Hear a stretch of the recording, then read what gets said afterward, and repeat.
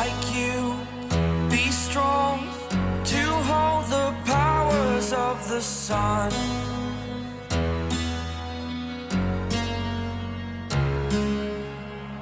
To dream, believe in strength. Now I'm the only one. Hello everyone. Welcome back to Diorpop. Today, we are not here to escalate noise. We are not here to provoke reactions, collect outrage, or win arguments. Today is about something much quieter, but far more threatening to certain narratives: truth without decoration. Because when a story survives only through repetition, distortion, and emotional manipulation, it's not a story anymore. It's a defense mechanism.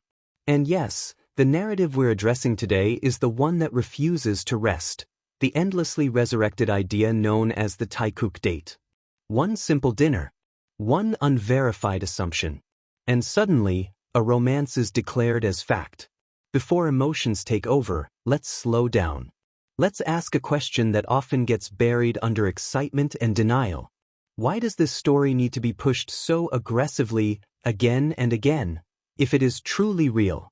Reality doesn't require constant reinforcement. It doesn't need to be shouted. It doesn't collapse when examined. This narrative does. For weeks now, the same claims have circulated endlessly. Each time slightly repackaged, slightly exaggerated, slightly louder.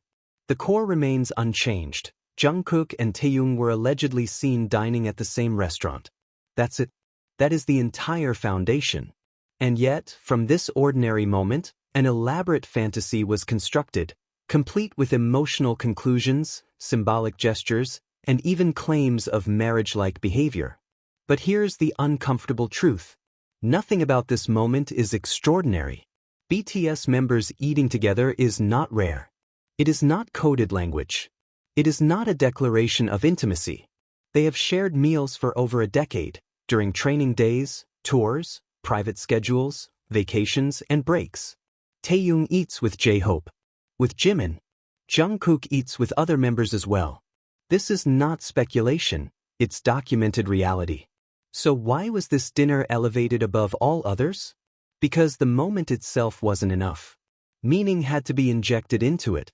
Then came the second layer, the signature story. According to the claim, Jikook was unable to sign autographs, so Taeyoung signed on his behalf. This detail became the emotional anchor for an entire wave of theories. But when examined calmly, without emotional investment, the story immediately unravels.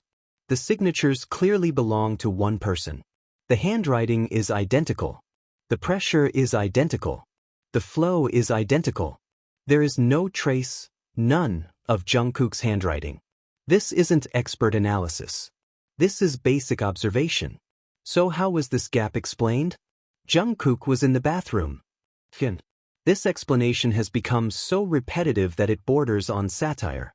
Every time proof is required, Jungkook is conveniently absent. Always unseen. Always excused. At some point, a narrative stops being suspicious and becomes predictable. And from this fragile excuse came one of the most extreme conclusions of all, that Taeyoung signing twice represents spousal behavior. Think about what that actually implies.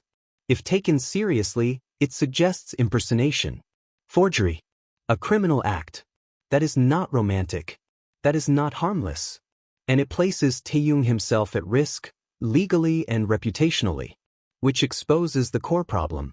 This narrative does not care about Taeyoung as a person. It uses him as a prop. Because if it truly cared about him, it would not casually attach dangerous accusations to his name just to keep a fantasy intact. Then came the claim that the restaurant confirmed everything. Let's examine what actually happened. The restaurant posted Taeyoung's signature and thanked Jikook. That is all. No photo of them together. No confirmation of timing. No statement that they were present simultaneously. People visit restaurants on different days. People leave signatures without dining together. This is common, unremarkable behavior. But ambiguity is fertile ground for imagination, and imagination filled the gaps eagerly. And here's the most important point, one that often gets lost. Even if Jikook and Taeyoung did have dinner together, there would still be nothing unusual about it. The problem was never the dinner. The problem was the meaning forced onto it. Now let's talk about what people carefully avoid acknowledging.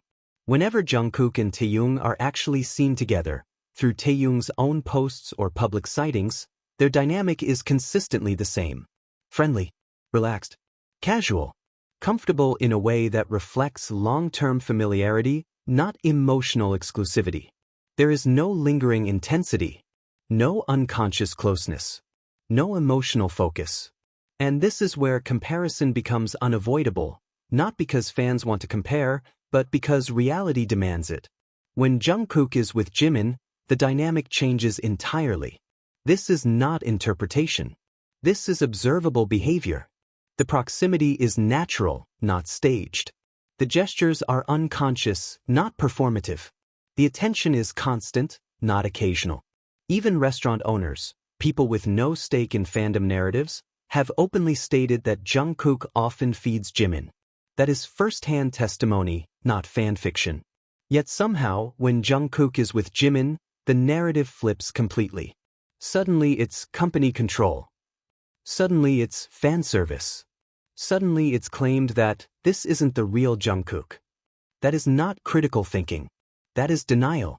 And this is where the issue stops being about ships and starts being about ethics. Because along the way, Jimin ceased to be treated as a person. He became an obstacle. Someone to be minimized. Someone to be erased emotionally so another narrative could survive. This is not harmless fandom behavior. This is dehumanization. People are allowed to believe whatever they want. Belief cannot be policed. But belief becomes harmful when it turns into harassment. When people enter spaces not to discuss, but to provoke. When they demean Jimin. When they reduce his worth. When they frame him as disposable. That is where the line is crossed. And perhaps the most unsettling part of all this wasn't the persistence of fantasy, but how easily some people began questioning reality simply because those fantasies were repeated loudly and confidently. Repetition is not truth. Confidence is not evidence. Volume is not validation. At the core of this entire issue lies one emotion, envy. A desire to see Jungkook display the same softness, warmth, and emotional intimacy towards someone else. And when reality consistently refuses to provide that, imagination becomes the only refuge. So let's return to the simplest conclusion. This was never about a dinner. It was never about signatures. It was never about coincidence. It was about refusing to let go of a narrative that lost its foundation long ago. Believe what you want. That is your right. But do not tear others down. Do not demean Jimin. And do not risk your own idol's reputation for a fantasy built on assumption. Facts do not shout. They do not beg to be believed. They simply remain, even when ignored. Thank you for watching Diorpop. If you value calm, reality-based discussions rooted in respect, don't forget to like, subscribe, and share your thoughts thoughtfully in the comments. See you in the next video.